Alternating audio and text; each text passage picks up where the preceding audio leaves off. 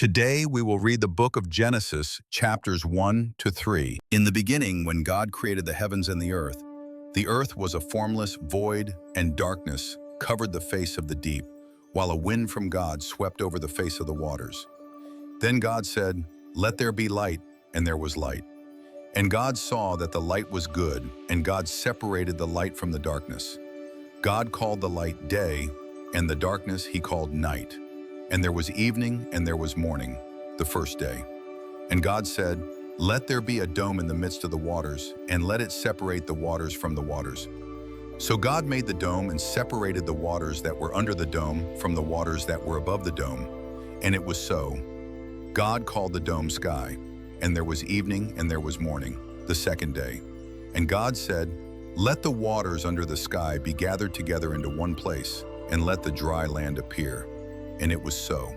God called the dry land earth, and the waters that were gathered together he called seas. And God saw that it was good.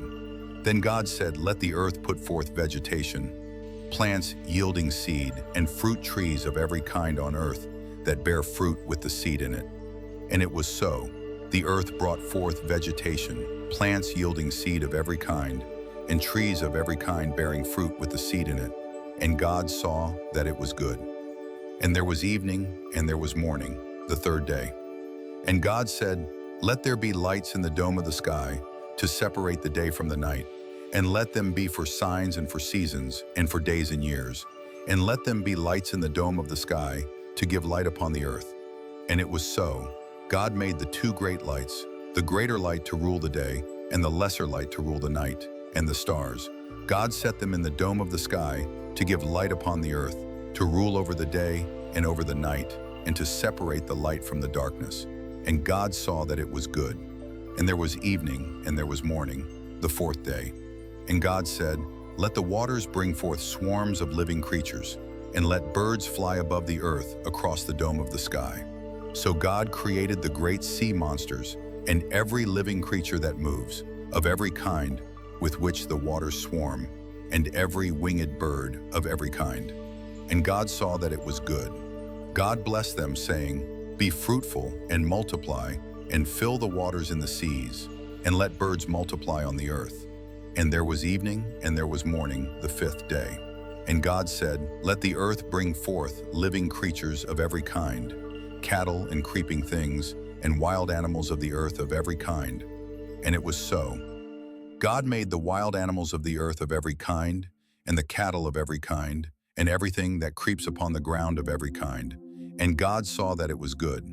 Then God said, "Let us make humankind in our image, according to our likeness, and let them have dominion over the fish of the sea, and over the birds of the air, and over the cattle, and over all the wild animals of the earth, and over every creeping thing that creeps upon the earth." So God created humankind in his image. In the image of God he created them. Male and female he created them. God blessed them. And God said to them, "Be fruitful and multiply, and fill the earth and subdue it, and have dominion over the fish of the sea, and over the birds of the air, and over every living thing that moves upon the earth." God said, "See, I have given you every plant yielding seed that is upon the face of all the earth, and every tree with seed in its fruit. You shall have them for food. And to every beast of the earth, and to every bird of the air, and to everything that creeps on the earth, everything that has the breath of life, I have given every green plant for food." And it was so. God saw everything that he had made, and indeed it was very good. And there was evening and there was morning, the sixth day. Thus the heavens and the earth were finished, and all their multitude. And on the seventh day God finished the work that he had done. And he rested on the seventh day from all the work that he had done. So God blessed the seventh day and hallowed it, because on it God rested from all the work that he had done in creation. These are the generations of the heavens and the earth when they were created. In the day that the Lord God made the earth and the heavens, when no plant of the field was yet in the earth, and no herb of the field had yet sprung up.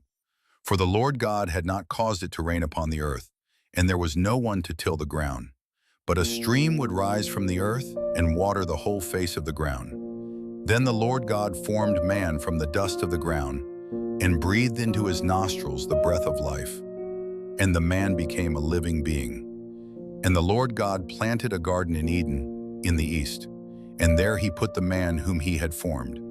Out of the ground the Lord God made to grow every tree that is pleasant to the sight and good for food, the tree of life also in the midst of the garden, and the tree of the knowledge of good and evil.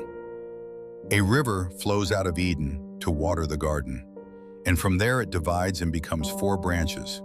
The name of the first is Pishon. It is the one that flows around the whole land of Havilah, where there is gold, and the gold of that land is good.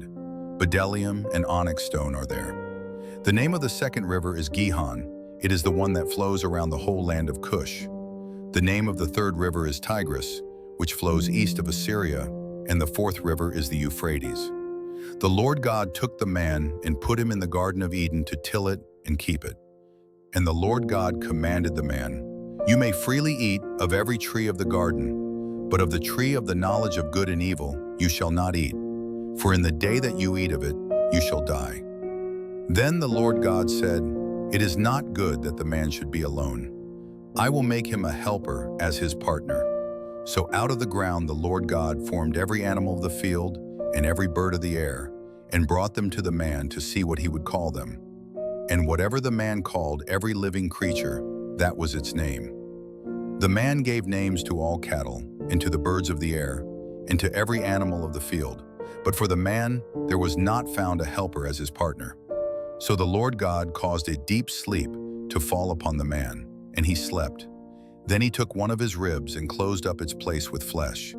And the rib that the Lord God had taken from the man, he made into a woman, and brought her to the man. Then the man said, "This at last is bone of my bones and flesh of my flesh.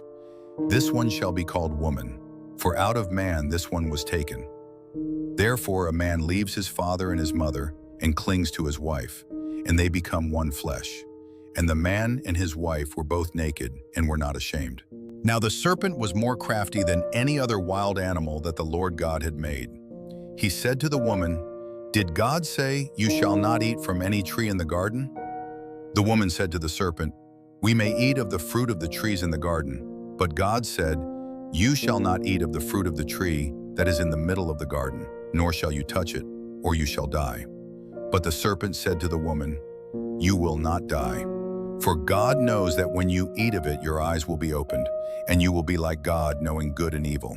So when the woman saw that the tree was good for food, and that it was a delight to the eyes, and that the tree was to be desired to make one wise, she took of its fruit and ate.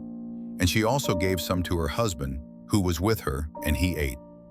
Then the eyes of both were open, and they knew that they were naked. And they sewed fig leaves together and made loincloths for themselves. They heard the sound of the Lord God walking in the garden at the time of the evening breeze.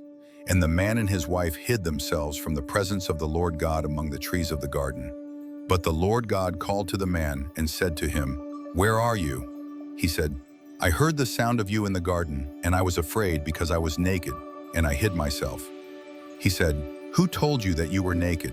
Have you eaten from the tree of which I commanded you not to eat?" The man said, "The woman whom you gave to be with me, she gave me fruit from the tree, and I ate." Then the Lord God said to the woman, "What is this that you have done?" The woman said, "The serpent tricked me, and I ate." The Lord God said to the serpent, "Because you have done this, cursed are you among all animals and among all wild creatures. Upon your belly you shall go, and dust you shall eat all the days of your life. I will put enmity between you and the woman, and between your offspring and hers. He will strike your head, and you will strike his heel." To the woman he said, "I will greatly increase your pangs in childbearing. In pain you shall bring forth children, yet your desire shall be for your husband, and he shall rule over you." And to the man he said, "Because you have listened to the voice of your wife, and have eaten of the tree about which I commanded you, you shall not eat of it. Cursed is the ground because of you. In toil you shall eat of it all the days of your life. Thorns and thistles it shall bring forth for you, and you shall eat the plants of the field. By the sweat of your face you shall eat bread until you return to the ground. For out of it you were taken. You are dust, and to dust you shall return." The man named his wife Eve, because she was the mother of all living. And the Lord God made garments of skins for the man and for his wife, and clothed them. Then the Lord God said, "See, the man has become like one of us, knowing good and evil, and now he might reach out his hand and take also from and the tree of life, and eat and live forever." Therefore, the Lord God sent him forth from the Garden of Eden to till the ground from which he was taken. He drove out the man, and at the east of the Garden of Eden, he placed the cherubim and a sword flaming and turning to guard the way to the tree of life.